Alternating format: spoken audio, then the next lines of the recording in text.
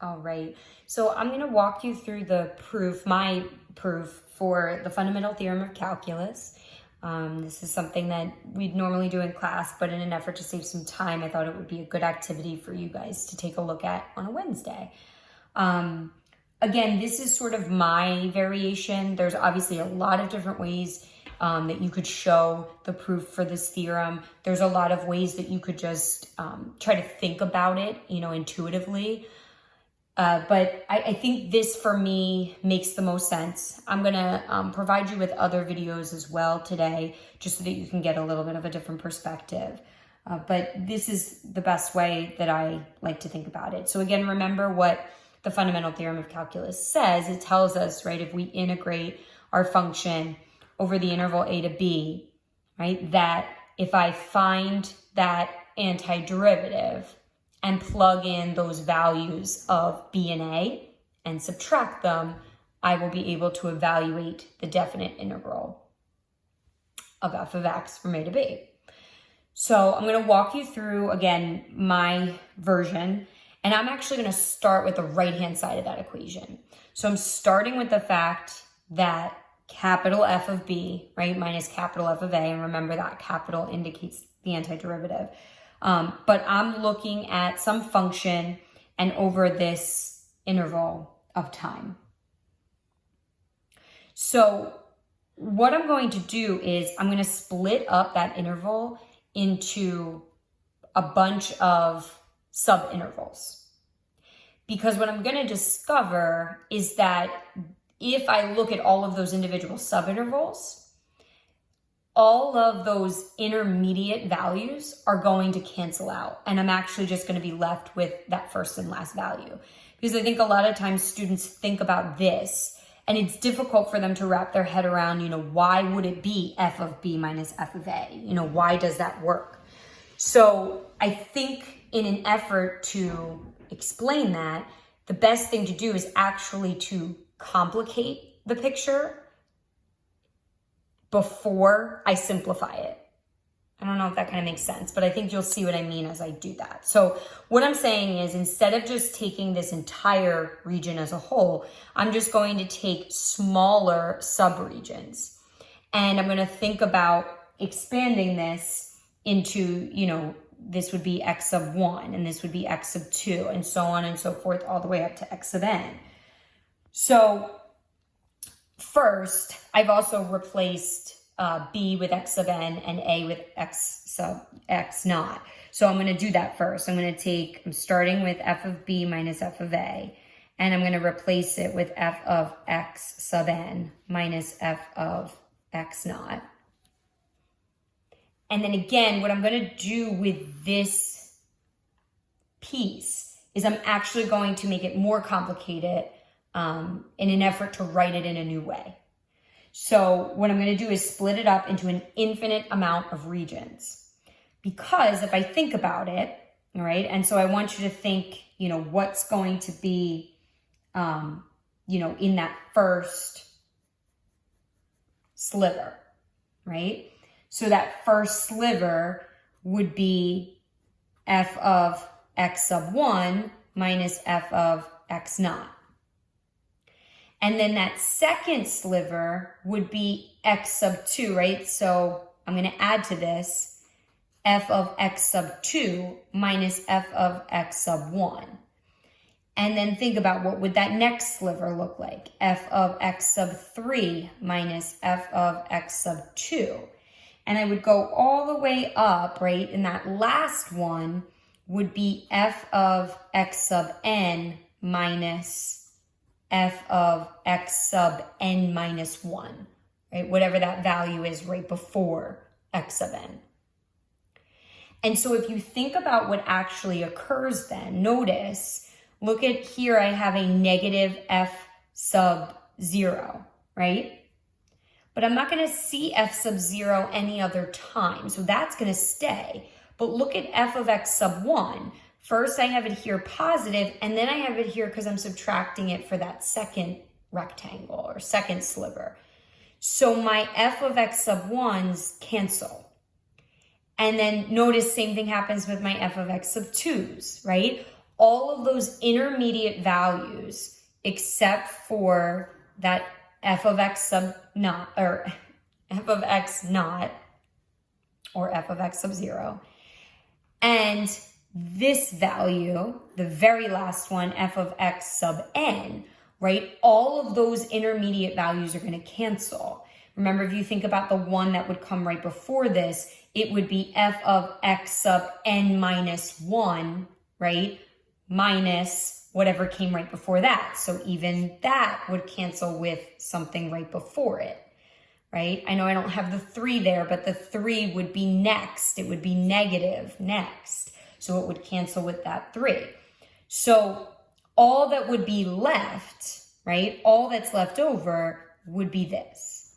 So hopefully you can see essentially what I want to do here is introduce all of those intermediate values, that what I'm saying to you is they would just cancel. So it is equivalent, right? So when I have all of those intermediate values, I end up seeing the same result, just that f of x sub n minus f of 0.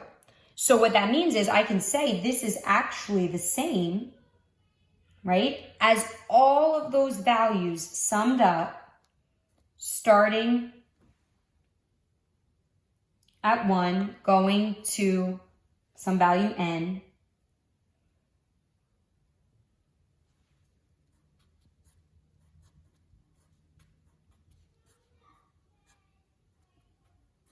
I take all of those values of the value to the right minus that value to the left, value of the right minus the value to the left. And all of those intermediate values would cancel, and I would just end up with this simple expression. But I want to complicate it first because I know something that's equivalent to that expression. Okay, so I want to think about what this then is also equivalent to. So this is sort of like a side note. Remember that MVT, right, says there exists a value C such that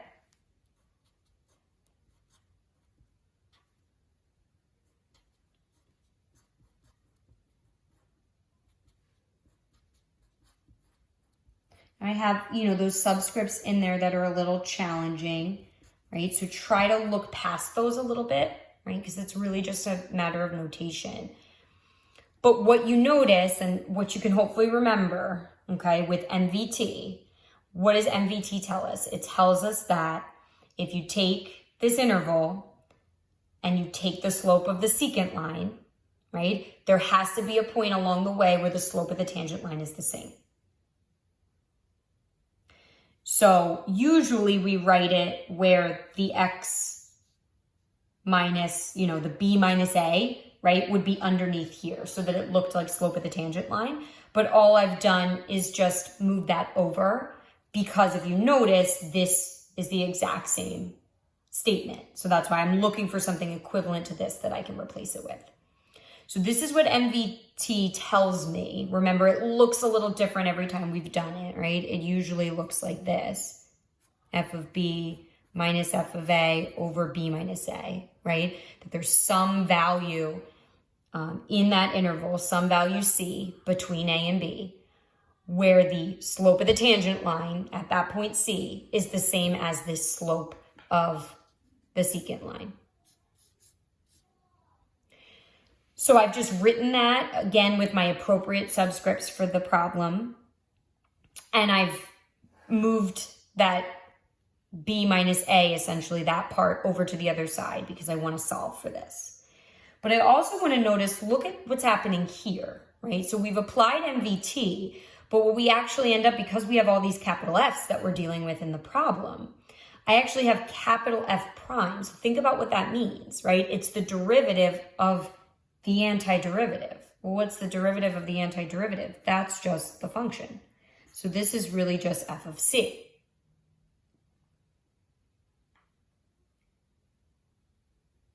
So if I think about what's equivalent to this, right? To summing up all of these, should be equivalent to summing up the right-hand side of my equation.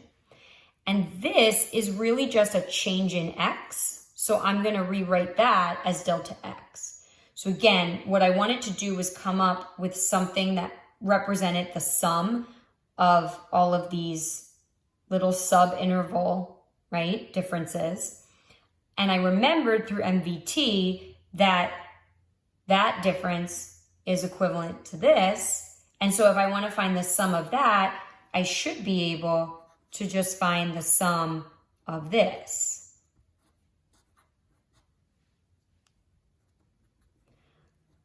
Well, now, if you think about what this is, right?